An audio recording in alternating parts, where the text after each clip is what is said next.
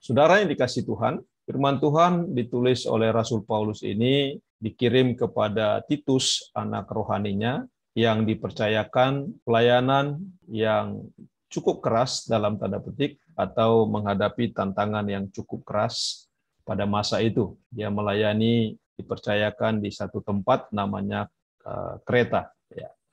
Dan dalam pelayanan itu dia menghadapi bukan hanya orang-orang yang belum percaya, tetapi juga justru orang-orang yang sudah mengenal Yesus dan mengenal ajaran Yesus, tapi mereka justru berbalik untuk melawan ajaran Injil. Karena itulah dalam wibawa rohani sebagai seorang rasul, Rasul Paulus mengingatkan dan menuliskan kepada Titus agar dia sungguh-sungguh berhati-hati dan juga memberikan dalam tanda petik perlawanan secara rohani terhadap ajaran-ajaran yang tujuannya sebenarnya untuk merusak ajaran Injil. Karena itu kita lihat di dalam pasal 3, Titus pasal 3 ini, ya, dia memberikan beberapa nasihat di sini, dan di bagian pasal 3 ayat 1 sampai ayatnya yang ke-7,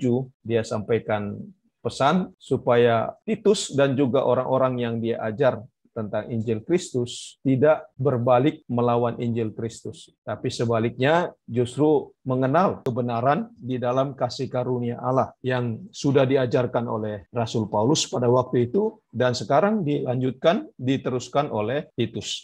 Nah, dalam ayat yang ke-8 sampai ayat yang ke-11 ini kita melihat penegasan di dalam ajaran yang menyesatkan, dan Rasul Paulus mengatakan perkataan ini benar. Jadi bukan ayat 1 sampai ayat yang ke-7 yang sudah disampaikan itu kepada Titus, ya, ayat sebelumnya. Ini bukan sekedar hanya sebuah alasan yang dicari-cari oleh Rasul Paulus, tapi dia ingin menegaskan ini perkataan yang benar, ajaran yang sungguh-sungguh sebenarnya tujuannya mau melenceng dan mengalihkan orang dari ajaran Injil Kristus. Kalau di dalam penegasan Rasul Paulus, dia ingin mengatakan bahwa orang yang sudah mengalami dan menerima Injil Kristus, dia mengalami kelahiran baru dan Roh Kudus yang mengerjakan pembaharuan itu di dalam dirinya. Itu kita dapat lihat misalnya dalam ayat yang kelima dan ayat yang keenam.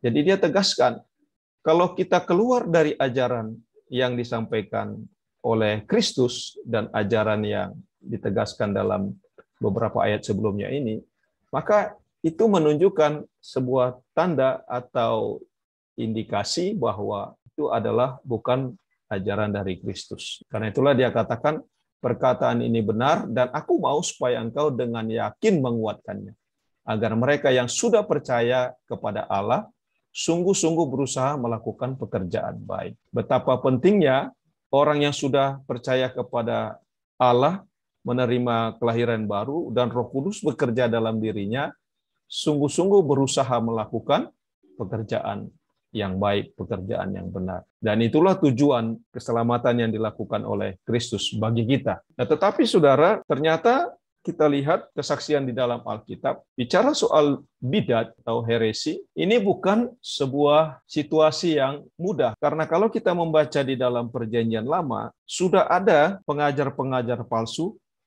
yang juga hadir di tengah-tengah umatnya. Kalau kita membaca kisah di dalam kitab Nabi-Nabi maupun juga di dalam kitab Hakim-Hakim, ya, kita menemukan ada di situ nabi-nabi palsu. Bahkan mereka mengajarkan untuk melawan kebenaran yang disampaikan oleh nabi-nabi yang benar. Jadi situasi yang sudah ada itu terjadi bukan hal yang baru di zaman yang dihadapi oleh Titus, tapi ribuan tahun sebelumnya sudah ada penyelewengan atau ajaran-ajaran yang menyesat. Kita dapat melihat peristiwa di dalam Perjanjian Lama yang sangat mencolok, misalnya pada waktu Tuhan memerintahkan Musa membawa umatnya keluar dari perbudakan menuju ke tanah perjanjian. Kepercayaan yang diberikan Tuhan kepada Musa dilakukan dengan baik, tetapi di tengah-tengah umat itu muncul perlawanan-perlawanan yang mau meragukan bagaimana perbuatan Tuhan terhadap umatnya. Dan ternyata itu berjalan terus, ya,